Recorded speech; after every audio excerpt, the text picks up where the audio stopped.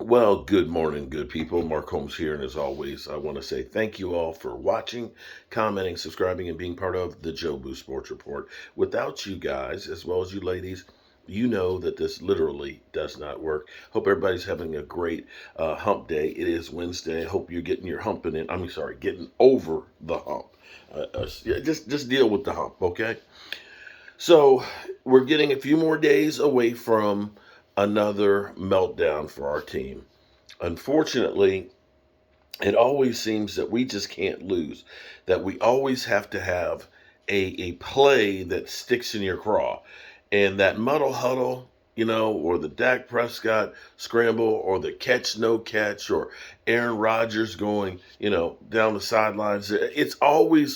It's not enough just to lose, but we always have to lose with just a bad taste in your mouth for the whole off season. But I'm getting okay. I'm actually getting okay right now. Uh, it's now so much with there's nothing we can do to change what's already happened. This season is done. We cannot go backwards anymore. We can only deal with this moment going forward. And so the question is what do the Dallas Cowboys do? Now, we do have one of those things that always seems to happen for us.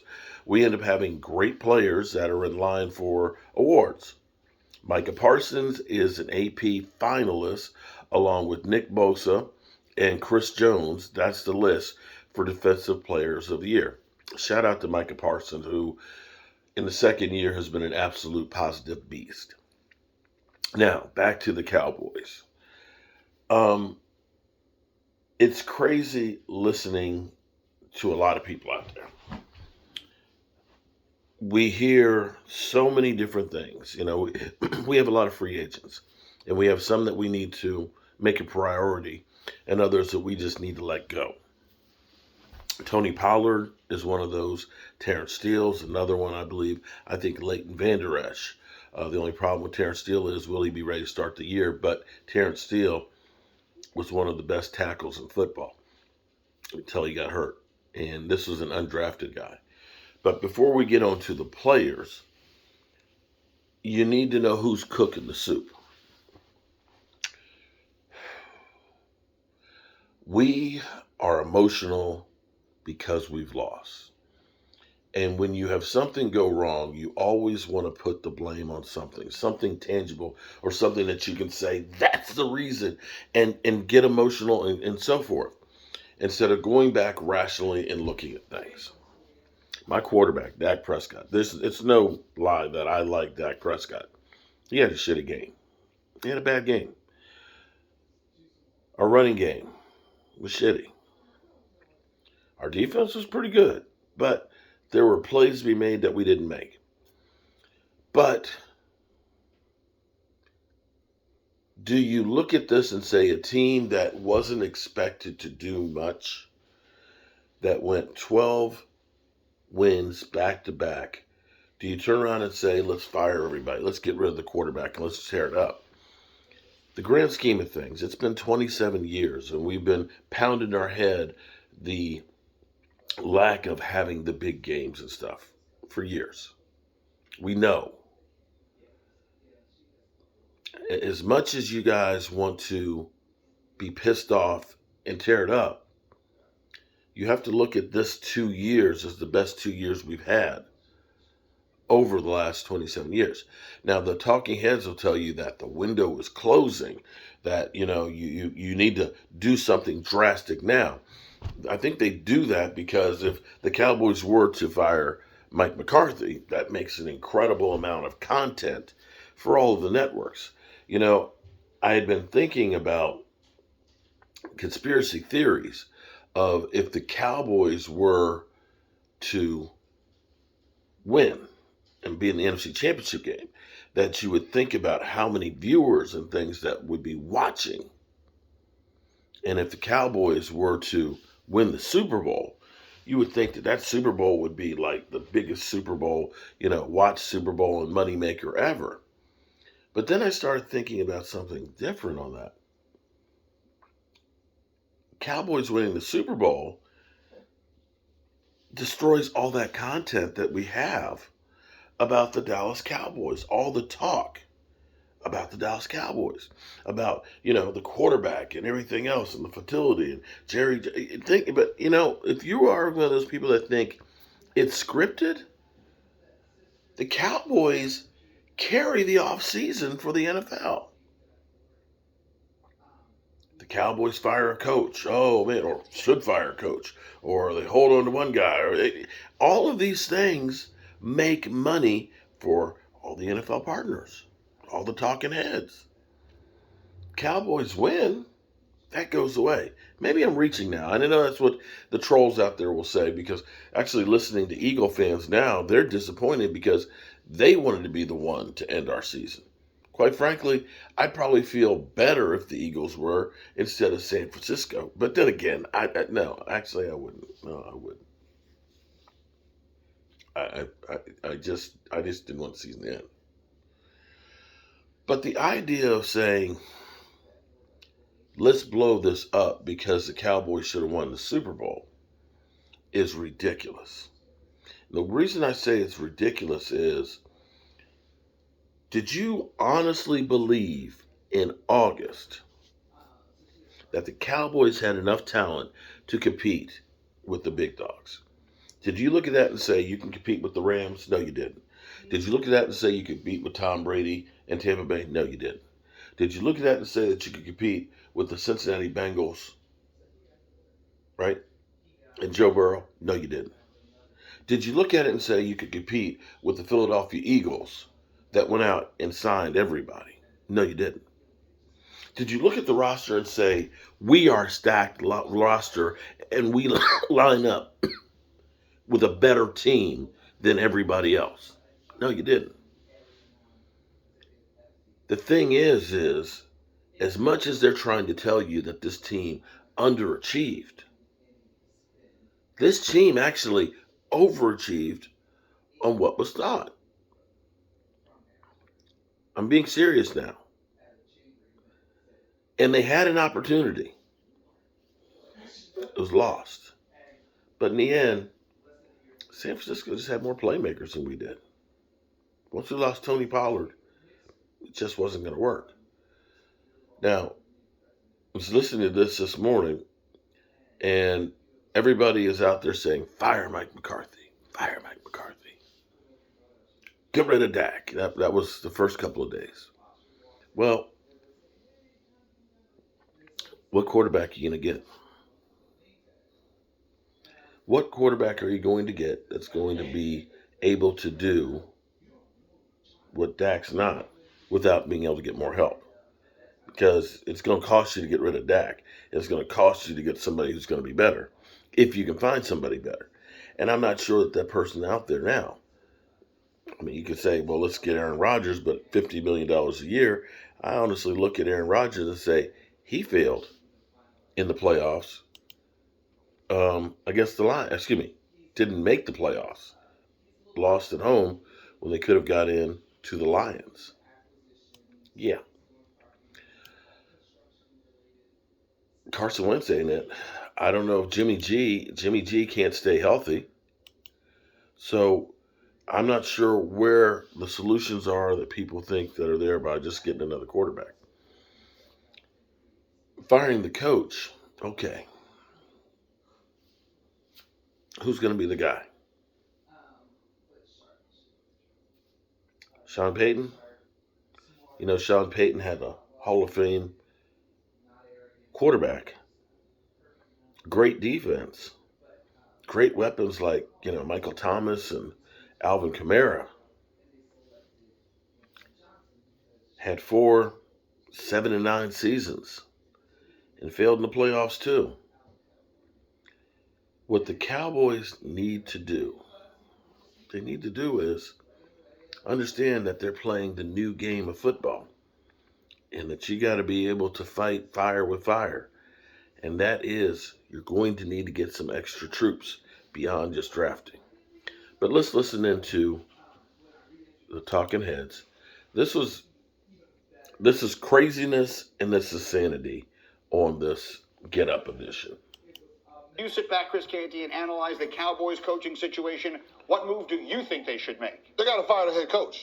I mean, if you're not going to be able to move on from the quarterback, then what's your alternative? I don't think that this tandem, the head coach and the quarterback, are going to get Jerry Jones to where he wants to go. So the only option you have is to address the coaching staff because you know the quarterback. Sorry, Chris, you're an idiot. If they cut Dak Prescott, it's going to be a $90 million dead cap. If they trade Dak Prescott, it's going to be a $60 million dead cap. So Dak is going to be your quarterback in 2023. In order to change the results on the field, you got to do something different. To me, that suggests that you need to move on from the head coach. Why are you making that face when he's making such sense? It's not such sense. Like nonsense. You just keep doing the same thing over and over again and hope for a different result? Yes, sometimes yes. You can improve on what you've done. When you've built a foundation, just because you haven't won the Super Bowl every year doesn't mean you have to flip it all over. Like the idea that the Cowboys have failed or that Mike McCarthy has underachieved, I think is kind of absurd. They should have won the playoff game last year. This year, they went up against a team that we all knew was better. They went on a road on a short week and lost a game to a team that we know is better. Extrapolating from that we need to fire the head coach or trade the quarterback or blow everything up, to me seems like an overreaction that's just unnecessary. But Dom, how much longer should Jerry Jones wait? How much more patience He's only had 3 years with Mike McCarthy and Dak Prescott? Because this window with this current core players, it's starting to close now. Agreed. It's starting to close. You're not going to be able to keep Micah Parsons and Trevon Diggs and CeeDee Lamb and Zach Martin and all of these players together. Those guys are going to be in line for contracts the next couple of years, and they want top of the market money. So what are you going to do? That's where Jerry Jones and Stephen Jones have to continue to draft well. But the point that I'm making is just assuming that a change is going to improve things suggests that they're at the bottom. That's what you do when you're terrible. You're like, hey, can't get no worse than this. Knocking all the pieces off the table and starting all over. They aren't bad. I understand but they ain't that. at the top of the division either. But let me ask you a different question. If we look at the two teams that are playing this weekend, do we look at the Eagles and say to ourselves, boy, they have a spectacular young coach. He has done an unbelievable job there, turned everything around. Look at the offense. San Francisco, we look at their coach. Boy, Kyle Shanahan, that is a brilliantly coached team. They could do anything. When we look at the Cowboys, do you feel that way? If you're owning that team right now, do you think, boy, my team is coached as well as I can manage to get it? Well, I mean, I think you look at both of those teams, you look at the rosters, and you're more impressed with the rosters than anything. I think you're right about Kyle Shanahan, and obviously they're doing a good job coaching there, but I'm not sure that we talk about. We have to appreciate what Nick Sirianni has done, but I think people are more celebratory of what Howie Roseman has built in Philadelphia more than Nick Sirianni. I think let's take a step back. To Dominique's point, the rosters are not the same. Like, that really is the issue. So when you're looking at the Eagles, when you're looking at the Bengals, the Dallas Cowboys, when we started the season, was everybody saying the Cowboys are going to make the Super Bowl? Nope. Okay.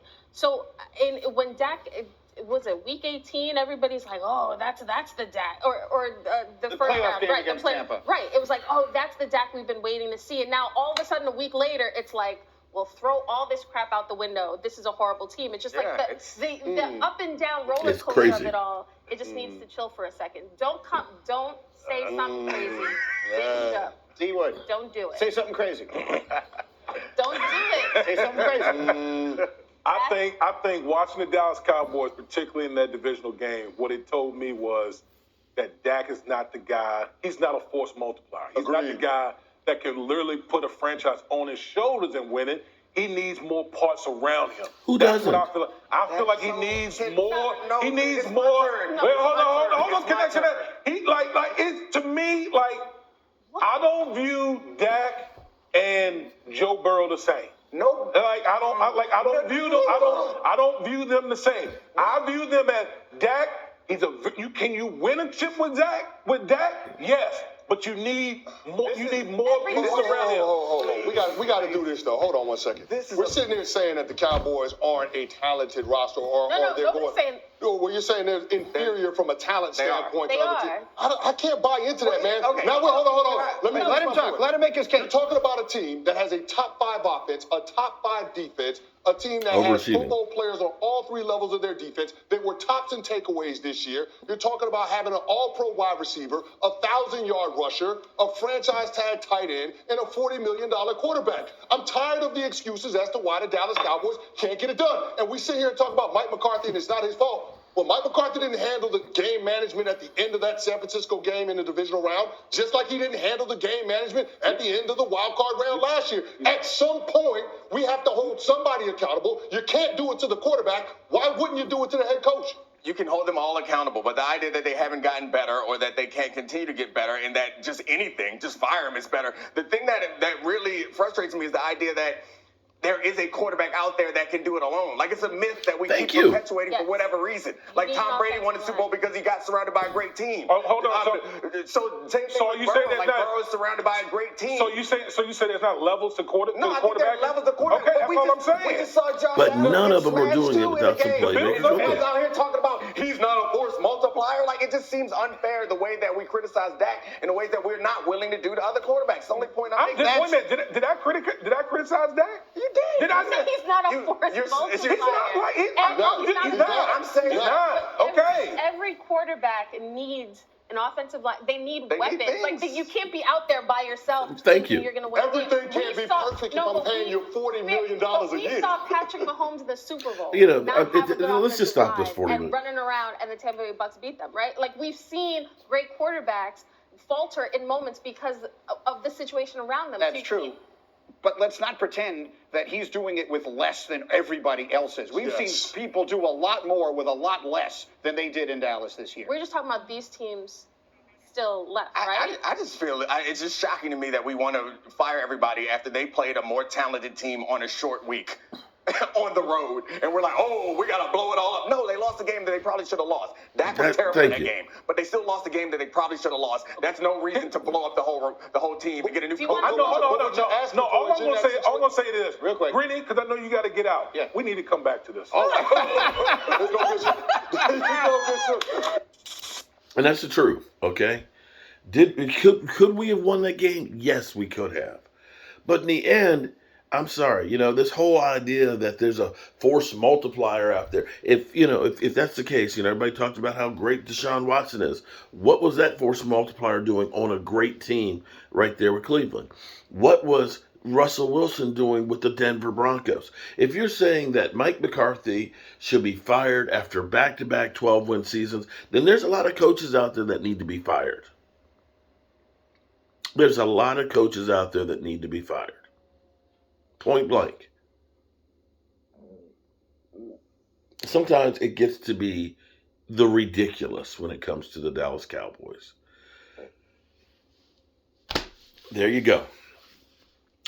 We need to start dealing with, and I've been kind of slow to get into the cycle of everything because the pain has been a little bit too, a little too much to start with to get into the off season, but we really need to start digging deep. We do know that Dan Quinn has a second interview with the Cardinals, and if they're calling him back for a second time, they are definitely interested in him. It looks like Sean Payton is getting his second interview with the Denver Broncos, so of course it looks like that's going to be locked down. We do know that Kellen Moore had his interview yesterday with the Carolina Panthers, and we haven't heard anything about that. But we have decisions that we have to make within the next month because that's when the franchise tagging begins. And the Cowboys are going to need to either get a deal done for Tony Pollard and get him locked up or franchise tag him. And then you're going to need to make a decision then on Dalton Schultz. If you're using the franchise tag on Tony Pollard, you could use a transitional tag. Maybe. I think you could still use both of those. But you might not be able to. I got to check with the collective bargaining agreement. But then you have to decide, am I going to get a long-term deal done for Dalton Schultz to keep him? As well as the idea that right now we are $200,000 over the cap. So some moves are going to have to be made to free up capital. And of course, they're pounding on your head that you're paying a $40 million quarterback. In actuality, this year the cap number is at 49. But for the first 2 years of that deal, you didn't spend actually on cap dollars $40 million. You spent 17 and 19. So at least let's get the whole story straight. And $40 million now is actually chump change for quarterbacks. Just saying. when Aaron Rodgers is the top at 50, and you got Russell Wilson out there at 47 or something like that, Deshaun Watson, Kyler Murray, Matthew Stafford, you've got like 10 guys that are at $40 million. So you're not signing anybody for $15 million to be your quarterback anymore. It's just not going to happen. All right, good people. I got to change the bathtub faucet and stuff in here and do some other things. I hope you all are having a great day. And I will see you guys soon.